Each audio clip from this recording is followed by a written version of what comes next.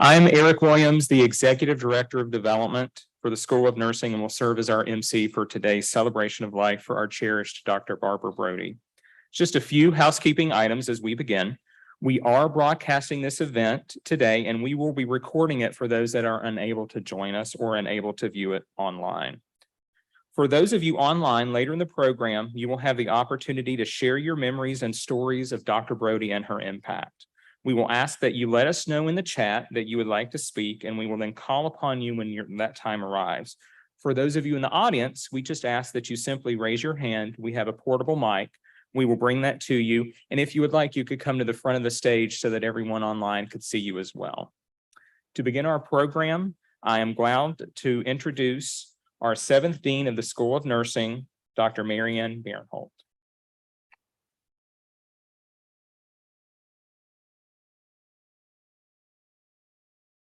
Thank you, Eric, and thank you all for joining us this afternoon, both in the room and on Zoom. We're here to celebrate the life and legacy of Dr. Barbara Brodie. We have over 50 individuals in the room and in person and on Zoom, including Dr. Brodie's family, her sister Pat and her husband Ed, as well as several nieces and nephews. Again, thank you all for joining us today to share this time together. I also want to thank the Friends of Barb group who have so wonderfully supported a number of initiatives over the years in the school in Dr. Brodie's name. And they have also provided the lovely flower arrangement you see in the front. We are grateful to each of you for your commitment to our students, the History Center, and the school, while ensuring that Dr. Brodie's legacy lives on for generations to come. As we gather today to celebrate the life of Dr. Brodie, the School of Nursing community gives thanks for all that she accomplished during her 32 years of teaching, mentoring, and innovation here in Charlottesville. And at the luncheon we just had with the family, it included horse manure and buildings. I just want to add those two things. She had certainly a great impact on many things in Charlottesville. But we're here to celebrate her life, and especially as it relates to the school and to nursing. She received many honors during her life, and I'm going to mention them now. It's going to take it some time. She was named an American Academy of Nursing Fellow in 1990 and designated one of its living legends in 2009. That's an honor that only few nurses get to celebrate an accomplishment. And from her alma mater, Loyola University Chicago, she received the School of Nursing Alumni Association's Outstanding Nurse Educator Award in 1985. And in 1993, they gave her an honorary Doctor of Human Letters. The Virginia Nurses Association, closer to home, named Dr. Brodie among the 99 outstanding nurses in 1999 and a Centennial Nurse Pioneer in 2000. Here at UVA, she was named one of the UVA Alumni Association's 10 all-time favorite professors for her roles as teacher, mentor, scholar, and academic statesperson. And in 1997, and in 2001, she was among the list of 10 excellent teachers. She earned UVA Alumni Association's Distinguished Professor Award in 2002 and received an Outstanding Faculty Award from the State Council of Higher Education in Virginia in 2003.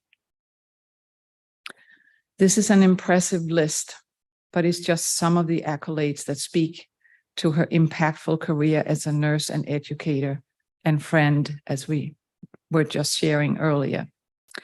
Most importantly is the over 1,000 students that benefited from her teaching. That's really the true testament to her time here at UVA. Those thousands plus students then went on into careers where they, through her influence, influenced other thousands plus students, and continued the work of Dr. Brodie that began here at UVA nearly 50 years ago. I only met Dr. Brodie a couple of times because she retired in 2002 and I came here the first time in 2005. But I want to share a personal story about her impact. I knew of her and the History Center through my home country, Denmark, because we started a Danish Nursing History Museum, or rather Kirsten Stalknecht did, who is a world-renowned Danish nurse leader, who I was lucky to know, because she kept track of Danish nurses who received PhDs as part of her work with the museum. When she learned that I was going to have a faculty position at UVA in 2005, she was so pleased and told me, "This is one of the places where they have a history center. I hope you'll enjoy it." I would say it's a safe estimate to say that when we add up all of those that have been impacted by Dr. Brodie and those that she taught, we easily reach millions. What an amazing testament to her life and work. From the nurse practitioner program to the Bjoring Center for Nursing Historical Inquiry, UVA School of Nursing has been changed for the better by Dr. Brodie's tenacity and leadership. We are grateful for her work and for the time she spent with us. We will remember and honor her legacy for generations to come. Thank you.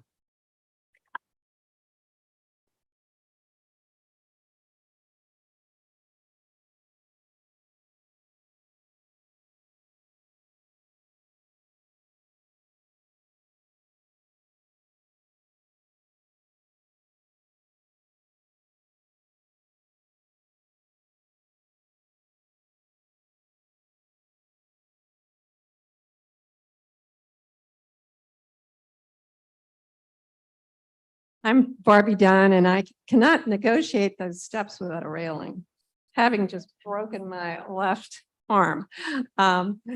Anyway, I've been asked to actually repeat what I did at the funeral mass. I was asked to give some words of remembrance, so please bear with me because you've heard this before.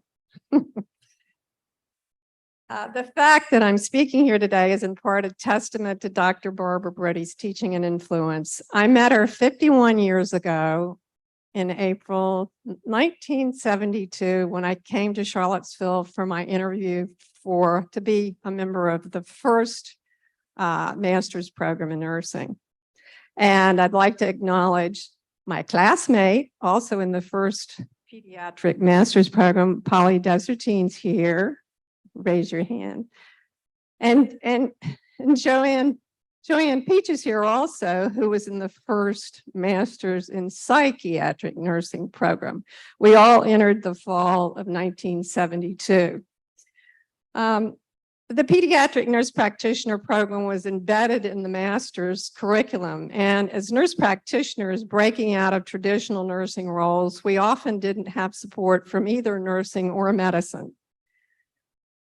Dr. Brodie knew that we would need more than clinical knowledge and skills to survive and thrive. We would need to know how to speak publicly, write clearly, and present ourselves professionally. And so we listened, learned, and developed those skills. At least we tried to develop the skills. Dr. Barbara Brodie's career was marked by visionary leadership and program innovation, but first and foremost, she was an exceptional teacher, and her lessons didn't stop at the classroom door. She expected a lot, demanded a lot, and she got a lot from her students, as we did from her. I can recall only one instance in which I apparently exceeded either her expectations or more likely her patience, that it was definitely her patience. Toward the end of the second year of the master's program, I was fretting over the final write-up of my thesis in a meeting with Dr. Brodie and Dr. Phyllis Veronic.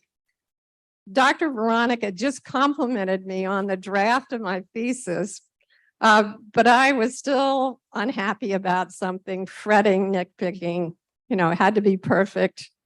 Finally, Barb said, in a way only Barb could, we're not going for the Nobel Prize here.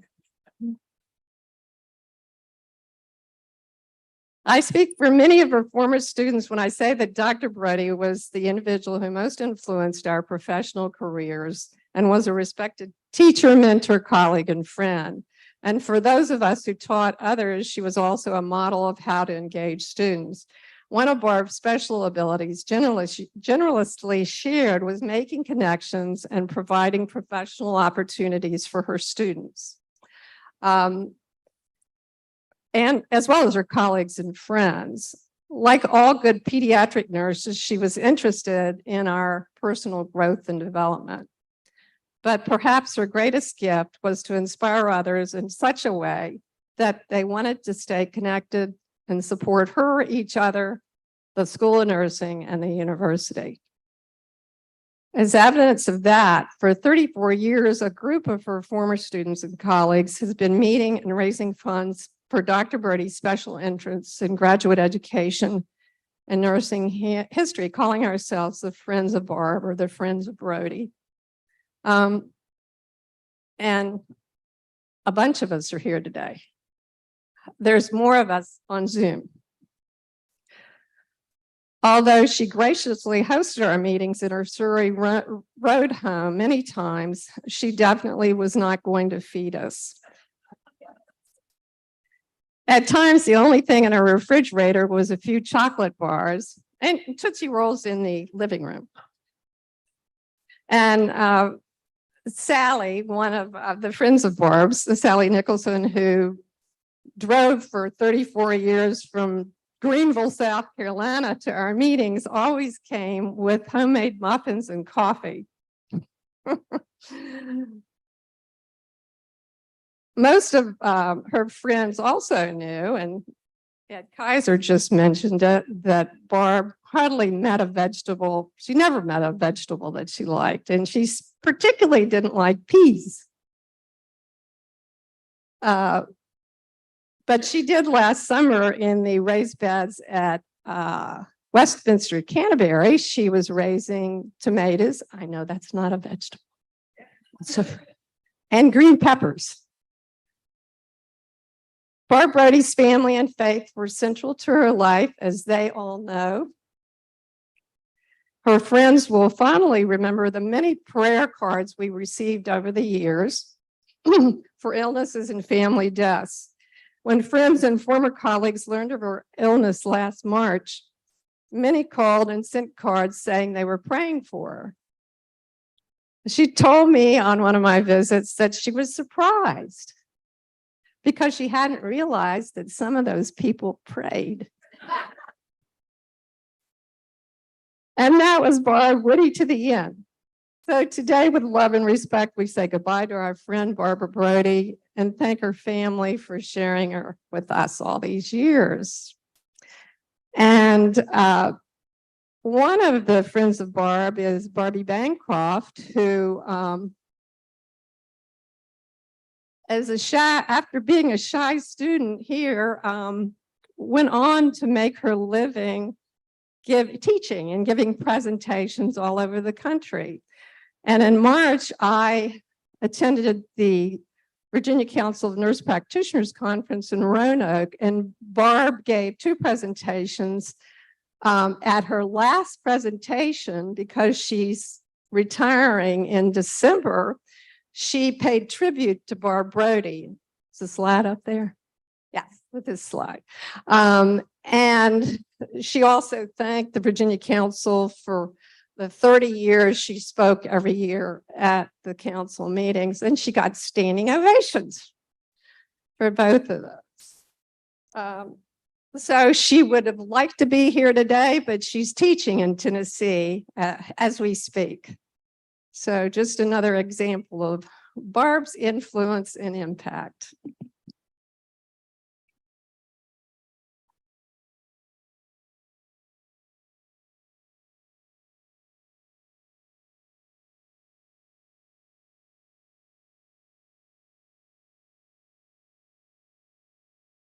So next on our agenda will be Jeanette Lancaster, Dean Emerita of the School of Nursing, who is going to be joining us by Zoom. So fingers crossed for technology, everyone. Well, as Dean Barnholt and Barbie Dunn said, probably there are few people who've been such a terrific mentor to so many. Barbara Brodie mentored students. She had a range of teaching that was outstanding. She could teach first-year students, and she did, and she influenced so many graduate students. But you know, the other thing that Barbara did, which maybe a lot of people don't know, is Barbara mentored deans. My first mentoring occasion with her was actually before I got to UVA. You know, they were having a reception to introduce my family to the university. And Barbara got there and she said, where are your daughters? I thought, well, now that's a good question. Well, they were at the hotel. I hadn't thought about making arrangements for them to come. So you can imagine what Barbara Brodie did. She zoomed over, got her car and went to the Omni and got those kids. So from before I actually lived in Charlottesville, Barbara Brodie was helping me. Over the years, she advised me. She told me where I had areas for improvement. And she always did it with such professionalism and with a way that you could hear and you could take what she was saying and use it to help you hopefully do a better job. I would like to tell you just one funny story. Some of you may remember that she and my late husband and two of the faculty used to occasionally play golf. And one day they were on the golf course and a cow got on there with them. And the cow was really quite loud. And my husband said that he had never seen Barbara Brodie hit a ball that well in her whole life. So we had stories to laugh about over the years, stories to grow from and learn from. But in my book, she was absolutely a one of a kind. Thank you.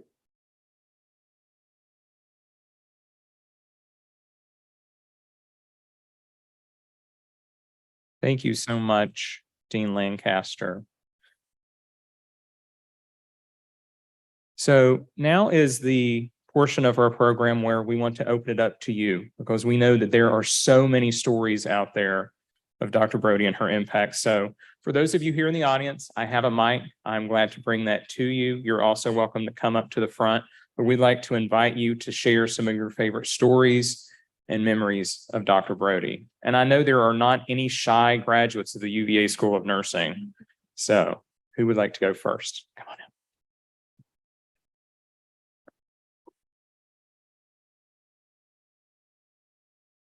Hi, I'm Patty Connor Ballard, and I think I was her last dissertation student because she kept reminding me it was between her retirement was being delayed because of me. And I stood between her and retirement and the beach. She was delightful. She scared the heck out of me. She was blunt. She was brutally honest, but she had a to my coffee. Even at 10 in the morning one day, I was always sent home with a tomato, a homegrown tomato. I don't know whether she bought it or she grew it, but there was always a tomato. Later on, I decided that if I needed something besides lasagna, I needed to bring it. So I would bring Irish bread, and she kept it. She never let me bring any remnants back. She was so funny. She was on me like a hawk because I was working full time in Navy and I was running marathons. And so she kept telling me, you got to stop the running. You need you to finish this. You got to stop the running.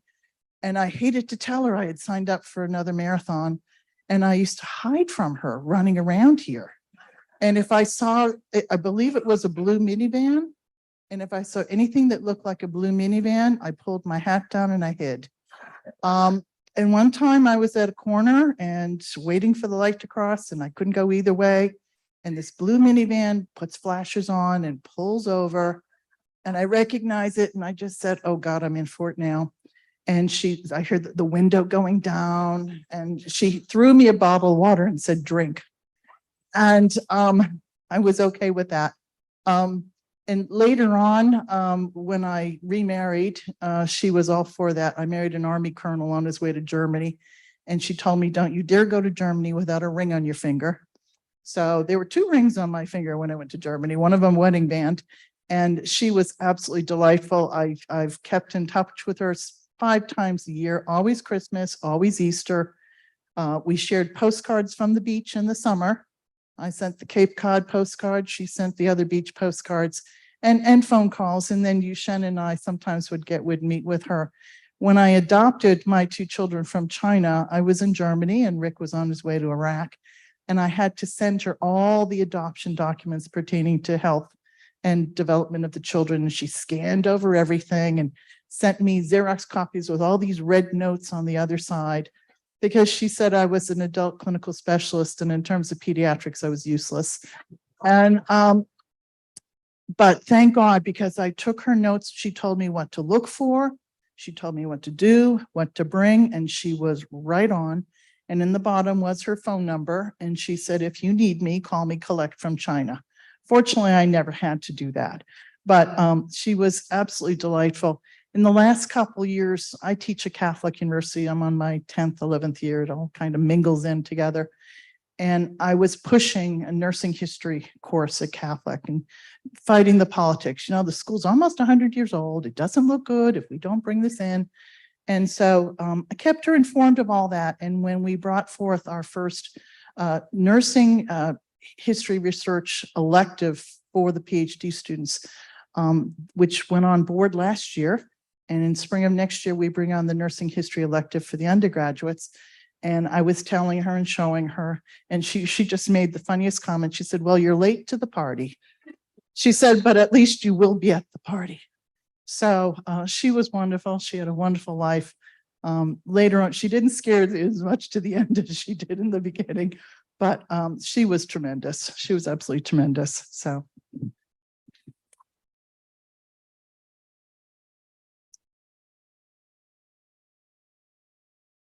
Who's next?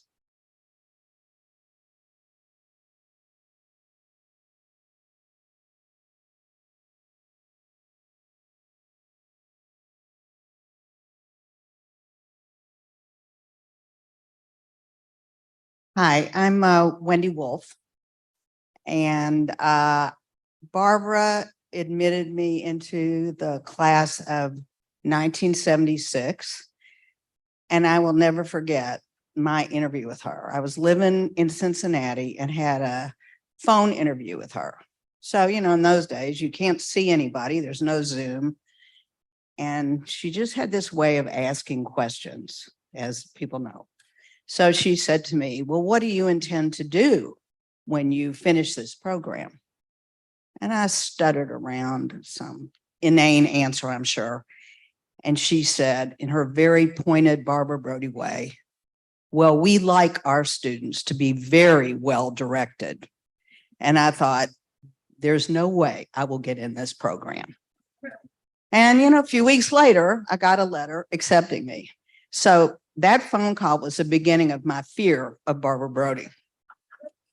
And when I, you know, after 2 years in the program, she had this little office and a chair that sat sideways in front of her desk. And if you had to go in there and talk to her, she would stare at you across the desk with those icy blue eyes. And we called that chair the electric chair. And that's what it felt like every single time you went in there. But she had a way of demanding so much from us. It was a very tough love thing. It was almost, and then as a student, you wanted to accomplish everything she set out. You wanted to please her, kind of like a tough love with a parent. And that's what we all did. We worked hard so we could please her and make her proud of us. You know, there was nobody who encouraged us like she did. After I worked for a while, after I graduated, I was thinking about going to law school. And I could not do it without coming to Charlottesville to talk to Barbara about it. So I did. I made the trip with Barbie Bancroft as my moral support, to talk to Barbara about it. And she reacted exactly the way I knew she would. Very encouraging, very supportive, always wanting us to make the most of our talents. So, and with all that, she still knew we had to have fun. And she tolerated so many stupid, crazy antics that we would do. We dressed up on Halloween, our first year of the program. Then we took our whole class trick-or-treating at all the professors' houses. She thought that was hysterical. She just was, then we dressed up like her and did a skit, wore a green plaid jacket like she used to always wear in those days. And, slicked our hair back because she kind of wore her hair back in those days. And she laughed through it all. We worked hard, we played hard with her, and she influenced us more than probably anybody else. About a year ago, I found something on Instagram that was called The Bosses We Remember. And I printed it out then because it made me think about Barbara. And I'm going to read to you what it said. And this was true for her as a professor and as a boss, because I worked under her for 2 years after I finished. It says, the bosses we remember provided us a safe place to grow, opened career doors, defended us when we needed it, recognized and rewarded us, developed us as leaders, inspired us to stretch higher, led by example, told us our work mattered, and forgave us when we made mistakes. To me, that epitomizes Barbara Brodie.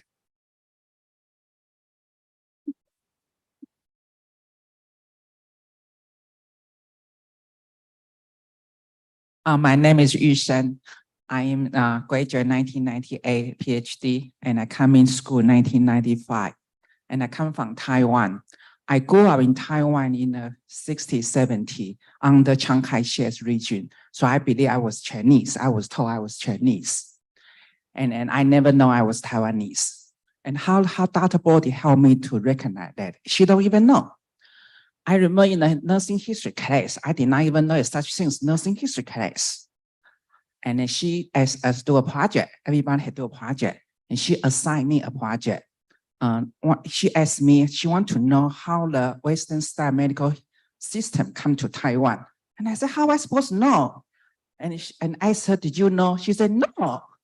And I said, how am I supposed to do? She said, did you know there's something called Albemarle Library? I said, oh, and I don't know what to do. She said, that's what we figured out. So I spent 1 semester and to learn how to use library to understand history. And I spent like 3 days. The Albemarle Library at the time, 24 hours. I really did not go home for 3 nights, 3 days. I was on the Albemarle Library basement.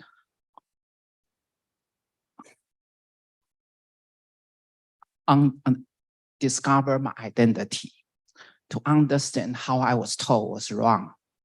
A lot of history, how the Taiwanese nurse was killed during the Chiang Kai-shek's region. I did not even know. We don't even know the history. So from there, I opened my eye. So moving forward, my husband probably will know my identity will completely change. And then you probably hear the last 30 years, Taiwan's history, Taiwan's identity has been a struggle. And then lately, the current status of Taiwan status. And then, so this is another, I'm trying to influence people in Taiwan right now. I try to do as much as I could. But that's one of the example of when we're talking about Dr. Brodie, it's not impact on us, could be impact on millions of people's. And then thinking about the current high status of the Taiwan situation, I'm thinking about this all the time. So it's just another example of her. The nursing history case not only impact on myself, impact a lot of people. Just another example I like to share.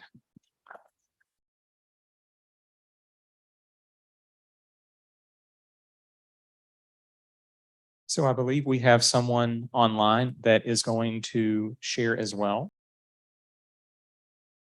Hi, I'm Polly Dessertine, and as Barbie Dunn embarrassed me by not telling me she's going to introduce me, I might as well, complete the embarrassment. Um, I came to UVA not sure what to expect from a nurse practitioner program and a master's program. I graduated from Children's Hospital in Boston and then did a bachelor's degree at University of Rhode Island. My ex-husband and I came here, he did a postdoc, and I was going to do my master's. But Brodie had an amazing understanding of what nurses could be, what we could do, how we could complete the picture of patient care. And so we first nurse practitioners had no idea what to do clinically.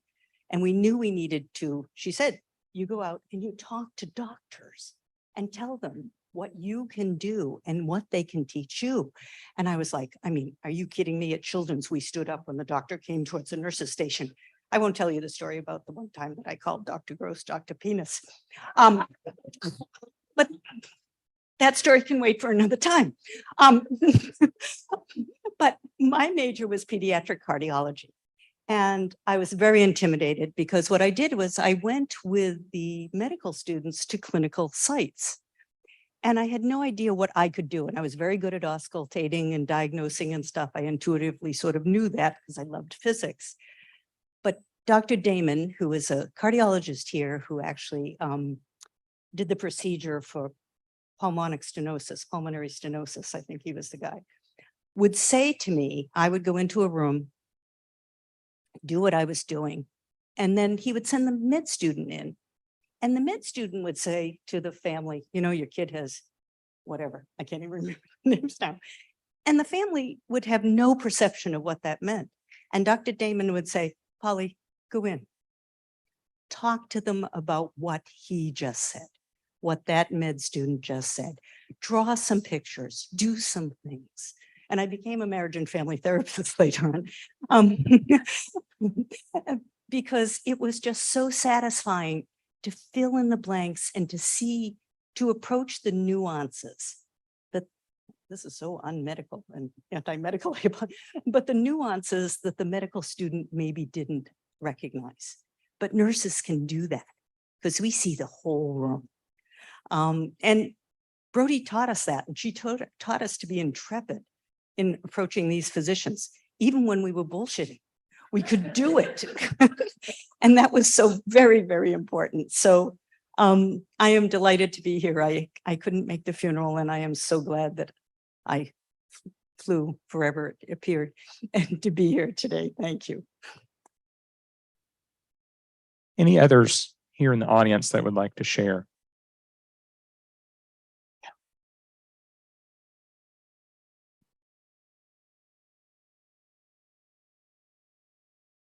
I feel really old. I've been chasing nurses now for 50 years. One in particular. But in my early years, one of the best jobs I ever had was here at this university. To make a little extra money, because my father was in the military and got into Texas and changed his residency, like most military people, so he would have no income tax in Texas. I drove buses here at the university. Two of my biggest bus passenger fans were Phyllis Veronic and Dr. Brodie. And it took about a year for my wife to move from Mary Washington, who was not my wife then, to the nursing school here. And I learned how tough Phyllis Veronic and Dr. Brodie were. I had no idea they were perfectly nice to me. I drove the first bus out of the garage. It started out in Copley Hill, wound its way around through JPA, and went up to the front door of the old hospital. And if you were going to be on time, you had to be on my bus, because I got there at 6:55. So after meeting these ladies, I heard all the stories. I heard all the terror. I heard all the impromptu remarks that brought these gals to their knees. They were my old bus passenger friends. Later, when I grew up and went into the military, I reflected back on these two ladies and wondered why some of our tough old sergeants were so caring underneath. And I realized that at this nursing school, the magic in the water that has enabled all of these principally young women and now to be young men to do so well is they were mentored by fabulous leaders who were tough, demanding, doing the right stuff. But boy, underneath that, they just poured their heart out. Later in time, I remember Cindy getting notes. I showed up to all the nursing stuff, so I was an anomaly. And Dr. Brodie and I became good friends to the point where we wrote each other cards on occasion. We saw her about a month before she passed up at the nursing home on top of the hill here. And I'll tell you, she couldn't have been more gracious. You had no idea what she was suffering. Got to meet her family, and it was hard to leave. You didn't want to spend too much time because you knew what she was going through. But I'll tell you, it was a heck of a time in that room for 15 or 20 minutes. She was so gracious. But what a tremendous leader. We should all try and be more like Dr. Brodie. So let's go back online. I think we have Janice who is going to share a story. So Janice, can you hear us? I can hear you. Can you hear me? My name is Janice Childs. I'm one of Wendy Wolf's classmates. And I must confess that Barb Brodie, when I was a graduate student, scared me to death. And Wendy, I think I wore that chair out squirming every time I sat across from Dr. Brodie and saw those icy blues. She scared me to death, but her expectations were high, and she expected all of her students to be rigorous in their studies. Fortunately, I survived, as we all did, and I am the better nurse, and I've been the better educator because of Barb Brodie. It's been an honor to be one of her students, to be a colleague, and ultimately to be one of her friends. I moved away from Charlottesville in 1995, but we stayed in touch, and I often saw her when I visited Charlottesville. I'll miss seeing her. Rest in peace, Barb, and I sure hope you're hitting par. Thank you, everyone. So I'm Todd Savitt. I'm a historian of medicine. Got my PhD at UVA back in the 70s and was one of the early members of the advisory board for the Center for Nursing Historical Inquiry. Should I stop speaking?